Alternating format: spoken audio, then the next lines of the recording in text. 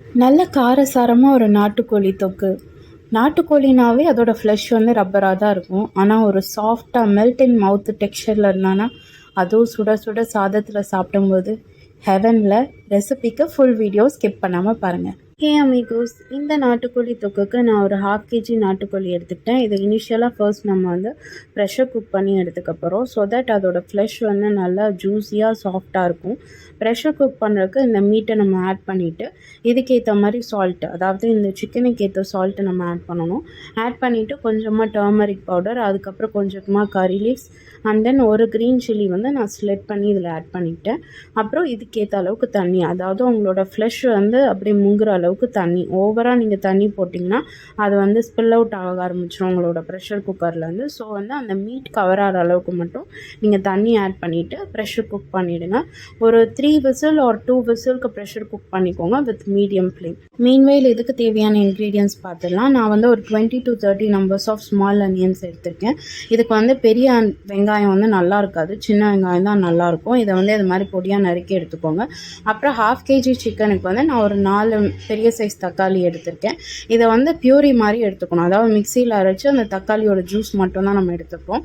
And நம்ம pressure cook பண்ண நாட்டுக்கோழியை வந்து நான் ஸ்டாக்கோடையே எடுத்துக்கிட்டேன். ஸ்டாக்கை வந்து வேஸ்ட் பண்ணிடாதீங்க, இதோட தான் நம்ம ரெசிபியில் ஆட் பண்ண போகிறோம். அதுக்கப்புறம் ஒரு பொட்டேட்டோவை வந்து நான் பீல் பண்ணிவிட்டு இதை ரேண்டமாக நான் சாப் பண்ணியும் எடுத்துக்கிட்டேன் க்யூப்ஸ் மாதிரி. இதுக்கு தேவையான மசாலாஸ் பார்த்திங்கன்னா 1½ ஸ்பூன் ஆஃப் கரம் மசாலா, அப்புறம் 1 spoon of pepper powder. Pepper powder வந்து நான் வீட்லேயே அரைச்சதுனால இப்படி கோர்ஸாக இருக்குது. அப்புறம் ஒரு 1/2 ஸ்பூன் ஆஃப் சில்லி பவுடர், ஏன்னா பெப்பரும் இருக்கிறதுனால நீங்கள் சில்லி கம்மியாக எடுத்துக்கோங்க. அப்புறம் 1 ஸ்பூன் ஆஃப் கொரியாண்டர் பவுடர். அதுக்கப்புறமா கொஞ்சமாக வரமிளகா, அதாவது காஞ்ச மிளகா, நீங்கள் நீல மிளகா எடுத்துக்கலாம், ரவுண்டாக எடுத்துக்கலாம், கொஞ்சமாக கறி லீவ்ஸ். இவ்வளோ தாங்க இன்க்ரீடியன்ஸ். இப்போது ஒரு பேனில் வந்து நான் கொஞ்சமாக நல்லெண்ணெய் ஊற்றிக்கிட்டேன். கொஞ்சம் ஆயில் அதிகமாகவே ஊற்றிக்கோங்க தொக்குக்கு, அப்போ தான் நல்லாயிருக்கும். நல்லெண்ணெய் கசப்புன்னு நீங்கள் ஃபீல் பண்ணுவீங்க, ட்ரஸ்ட் மீ, நல்லெண்ணெய் அந்த அளவுக்குலாம் கசப்பாக இருக்காது.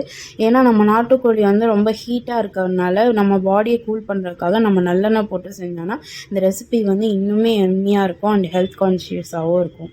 இப்போது ஆயிலில் கொஞ்சமாக கடுகு, கொஞ்சம் சீரகம், கொஞ்சம் சோம்பு வந்து நீங்கள் 1 to 3 நம்பர்ஸ் வந்து கொஞ்சம் அதிகமாக ஆட் பண்ண வேண்டியது இருக்கும். இதெல்லாம் பொரிஞ்சதுக்கப்புறமா நம்ம வந்து காஞ்ச மிளகா வந்து இது மாதிரி கிள்ளி நம்ம போடணும். அதோட சீட்ஸோட காரம் வந்து அப்போ தான் நல்லா பெனிட்ரேட் ஆகும். இப்போ இதெல்லாம் ஆட் பண்ணதுக்கப்புறமா நம்ம கொஞ்சமாக கறி லீவ்ஸ் ஆட் பண்ணிக்கலாம். தென் நம்ம ஃபைனாக சாப் பண்ணி வச்சுருக்க சின்ன வெங்காயம் போட்டால் தாங்க அந்த ரெசிபி வந்து அவ்வளோ நல்லாயிருக்கும். பெரிய வெங்காயம் போட்டானா அந்தளவுக்கு அந்த டேஸ்ட் வராது. அதனால் சின்ன வெங்காயம் நீங்கள் ப்ரிஃபர் பண்ணிக்கோங்க. வெங்காயம் வந்து ஒரு 1/2 குக் ஆன ஸ்டேஜில் வந்து நம்ம ஜிஞ்சர் கார்லிக் பேஸ்ட் ஆட் பண்ண போகிறோம். ஜிஞ்சர் கார்லிக் பேஸ்ட்டை வந்து நான் இன்க்ரீடியன்ஸில் சொல்ல மறந்துட்டேன். ஸோ இதில் நான் ஆட் பண்ணிக்கிறேன். ஒரு 1/2 spoon of ginger garlic paste வந்து இதில் ஆட் பண்ணிவிட்டு அதோட பச்சை வாசனை போகிற அளவு கொஞ்சமாக வதக்கிக்கோங்க. மீன்வைல் வந்து நம்ம அனியன்ஸும் வந்து இன்னுமே நல்லா சாஃப்டாக அதோட டெண்டர்னஸ் எல்லாம் போய் கேரமலைஸ் ஆகிடும். இந்த ஸ்டேஜில் வந்து நம்ம பொட்டேட்டோ ஆட் பண்ணிக்கலாம். ஏன்னா பொட்டேட்டோ வந்து நம்ம பாயில் பண்ணி ஆட் பண்ணலை, ராவாக தான் ஆட் பண்ணுறோம். ஸோ அதோட குக்கிங் ப்ராசஸும் வந்து கொஞ்சம் லேட் ஆகுன்றதுனால நான் வந்து ஜிஞ்சர் கார்லிக் பேஸ்ட் ஆட் பண்ண உடனே நான் வந்து பொட்டேட்டோவும் போட்டு நான் மிக்ஸ் பண்ணிக்கிறேன். கொஞ்சமாக சாட்டே பண்ணிட்ட அப்புறமா நம்ம இதுக்கு சால்ட் ஆட் பண்ண போகிறோம். ரிமெம்பர் தட் நம்ம ஏற்கனவே வந்து நாட்டுக்கோழி ப்ரெஷர் குக் பண்ணும்போது கொஞ்சம் சால்ட் ஆட் பண்ணியிருக்கோம். ஸோ இப்போ நம்ம ஆட் பண்ண போகிற சால்ட் வந்து ஒன்லி ஃபார் வெஜ்ஜீஸ் அண்ட் அதோட மசாலா வந்து நல்லா பைண்ட் ஆகி வர்றதுக்கு தான் நம்ம வந்து இந்த சால்ட் ஆட் பண்ணுறோம். ஸோ அதை வந்து அதிகமாக போட்டுறாதீங்க, அதை ஞாபகத்தை வச்சுக்கோங்க.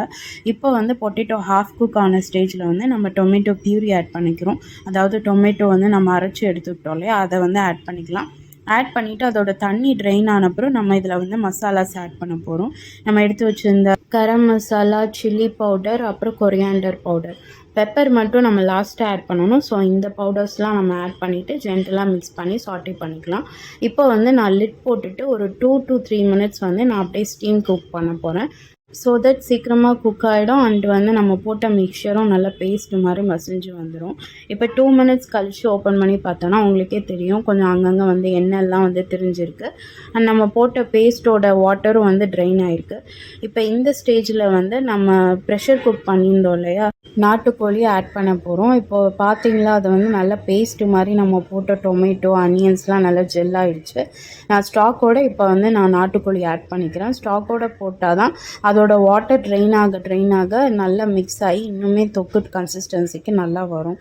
இப்போ வந்து கொஞ்சமாக சாட்டே பண்ணிவிட்டு நம்ம லிட் போட்டுட்டு கூட எக்ஸ்ட்ரா ஒரு 5 மினிட்ஸ் வந்து நம்ம அப்படியே வச்சிடலாம்.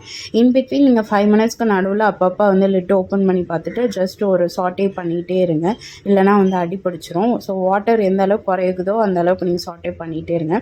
இப்போ பார்த்தீங்கன்னா வாட்டர் ஆல்மோஸ்ட் ட்ரெயின் ஆயிடுச்சு. ஸோ நான் என்ன தெரிஞ்சு வர ஸ்டேஜ் வரைக்கும் நான் வந்து லிட் இல்லாமல் இப்போ ஓப்பன் பண்ணியே நான் வந்து குக் பண்ணிக்கிறேன். ஒரு 2 மினிட்ஸ் வந்து இப்போ நான் ஓப்பன் பண்ணி குக் பண்ணுறேன்.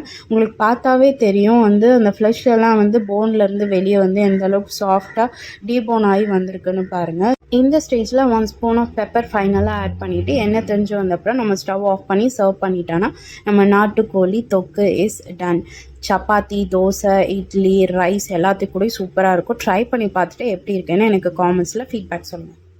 நிறைய குக்கிங் ரெசிபீஸ்க்கு அண்ட் ஃபர்தர் மோர் வீடியோஸ்க்கு என் சேனலை லைக் பண்ணுங்கள், ஷேர் பண்ணுங்கள், சப்ஸ்கிரைப் பண்ணுங்கள் அண்ட் பெல் ஐக்கானையும் ப்ரெஸ் பண்ணிக்கோங்க ஃபார் நோட்டிஃபிகேஷன்.